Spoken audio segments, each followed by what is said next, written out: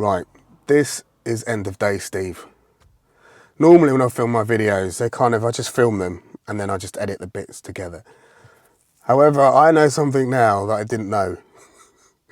So this is a range test and it all went a little bit wrong. So I'm going to start the video in a second where I would normally start the video, but just so you know, I am quite relieved to be back on the drive and not on the back of a flatbed. Right, back to earlier in the day, Steve. Hi, so in this video we're going to be carrying out a summer range test in the Volkswagen e-Golf. So we're going to the coast and back for fish and chips as a family. I'm recording this bit before the family get in because I don't really want to alarm them too much. So it's a 140 mile round trip. So it's going to be at least 140 miles. The car's saying it's got 146 miles of range. Now in the depths of winter, and I mean when you need to defrost the car, well actually with the e-Golf you don't have to defrost it because you can set the car up so when you leave for work every day it's already defrosted itself. Or when you get in the shower, if it's another time of the day, you just open the app, which doesn't always work but mostly works, and then just defrost the car. So it's a really fantastic feature of this car. So when it's really, really cold, we were getting 100 miles or just under. And I did hear of some people on the forum saying you get 140 miles on a Volkswagen e-Golf in the summer. I mean, that's a difference of 40%. So I did find that slightly hard to believe, although I didn't question it. So we're going to try it today. So can we do 140 miles on one charge, as in we're not going to charge unless things get really hairy. This is why I'm recording this bit without the family. So let's get cracking and see how we get on.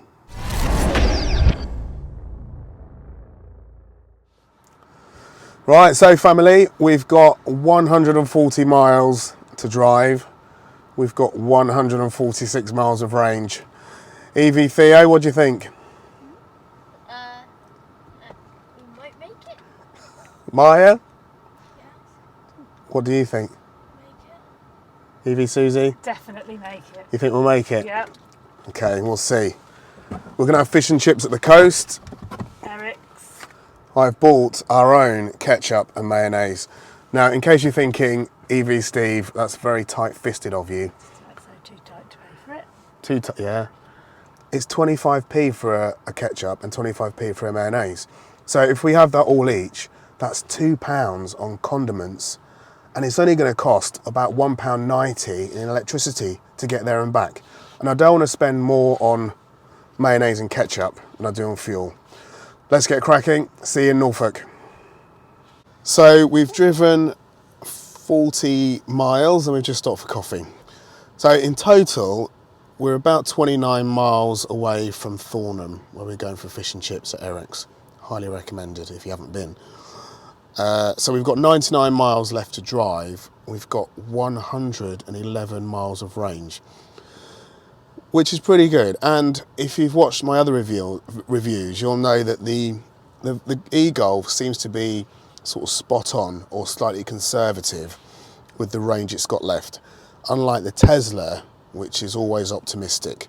So if we're in a similar position in the Tesla, which is 99 miles left to drive and 111 miles of range, I'd be a little bit concerned. So far, so good. I've been driving a mixture between B and D, so no regen when I'm kind of wanting the car to coast a bit on the dual carriageways, and then where we're driving on slower roads I've put it in B just to get a bit more regen. I've also used the cruise control, so when you've got an ebb and flow of traffic, the cruise control is really good at not wasting all your braking. So if you brake too hard, there's only so much regen it can do. So the cruise control is really good at managing that. So looks like Susie's coming back. We're going to carry on our journey. So we've just stopped for a toilet break at the Thornham Deli, which I highly recommend for a couple of reasons. Firstly, they've got their toilet open, which was quite a relief for us. Secondly, the food here is amazing. So the other thing is they've got chargers. So if you're a customer, you can use their chargers. They've got one there, they've also got 2 more over here. Now, as you can see, these are Tesla chargers, but we're in the e-Golf.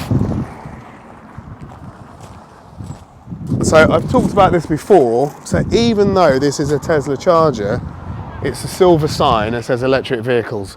So this will charge any vehicle that will take a Type 2. So good to know if you see Tesla chargers, Tesla destination chargers, as long as they've got that sign on, you can use them for the Golf.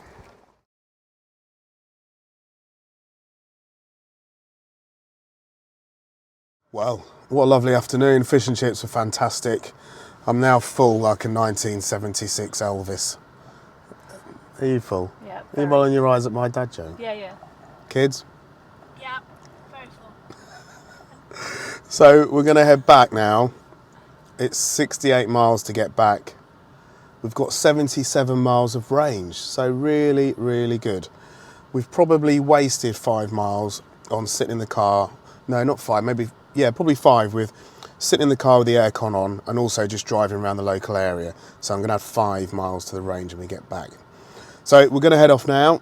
Hopefully, with 68 miles to go and 77 miles in the battery, we're going to have no problems at all. So we've had a bit of a development. I was a little bit tired after my fish and chips, so I've had a nap. And we're now halfway home, and I don't know what EV Susie's been doing. What have you been doing with the range? Driving the car. So that 10 mile kind of insurance we had is now just all gone. So we've Still got 2 miles. we've got 35 miles of range left and 33 miles to go. I don't know where it's gone. I've been asleep. Where do you think it went? No idea. What do we think it might be? The cruise control, don't we? I don't trust braking. So you've not been using the cruise control? You told me to drive as I always drive. And that's what I've done. I know. Yeah, so I think what's happened is, because I use the cruise control on the way here, it was really good for the regen.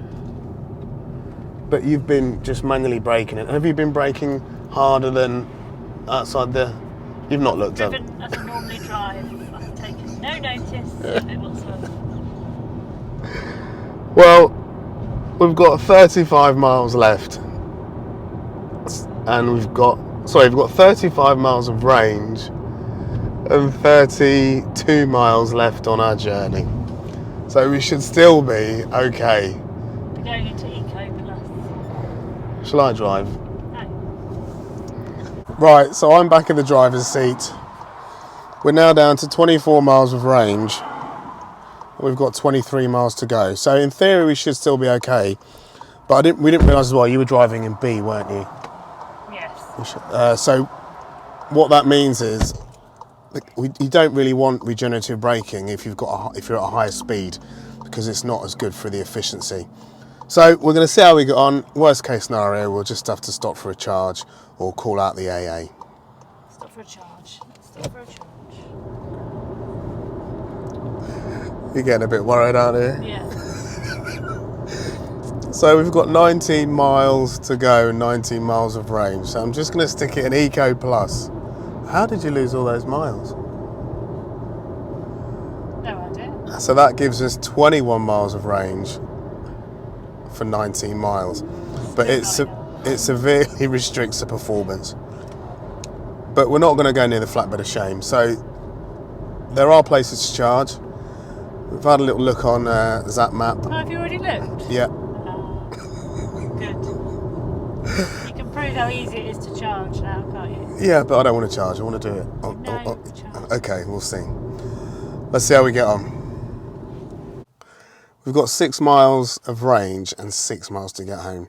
And I don't want to break down on the A1. Now Susie's out of the car. EV Susie's out of the car. She's just plugging the car in. I don't know where those miles went. I was asleep. We had 10 miles spare when we left, and they just disappeared. So on the way there, it worked perfectly, and on the way back, I don't know where they went. So the e-Golf is quite conservative with its estimation. So when I've driven the car before and the miles have been low, it's always on the side of caution. So if it says I've got, say, 20 miles, I've probably got 22, 23. So we're going to put this one down as a mystery to save an argument. And we're going to put a little bit of charging. So since we left the house, we've done 131 miles, an average speed of 33 miles per hour, and an average of 4.6 miles per kilowatt hour. I do feel like something's slightly amiss. We're now charging, which is a good thing. It was a little bit hairy and it did get a little bit stressful, and we may or may not have had an argument.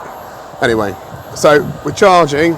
We're using my arch enemy, which are Genie points, and I've got mixed feelings about Genie points, and the reason for that is their chargers are just so difficult and unintuitive to use. So it's taken us probably 20 minutes to get it to charge. And I've used these chargers, I've used this charger 3 times. And I mean, I always end up ringing them. So when you ring them, the people are absolutely lovely and wonderful and really, really helpful. So that's what I'm torn, because I find the charging, the charger's rubbish. They don't have an app, it's like a web app, it barely works, but the people on the phone are great. So we're charging already after like 2 or 3 minutes, we've got more than we need to get home. Well, we're home. That was a close call, and I would say probably too close for comfort. I'm about 80% sure we would have got back, but the speed and power was restricted so much that on an incline we were doing sort of like 48, 50 miles an hour on the A1. So it didn't feel that safe either, and I'm glad we stopped. It cost £2.54 for those 5 kilowatts that we put in, which seems expensive. There's a £1 connection fee and then 30p a kilowatt. So that does mean I am glad that I bought my own ketchup and mayonnaise as well, even more so now. But I hope you've enjoyed this video. I'm going to put some more videos around me, and let's hope things are less hairy next time.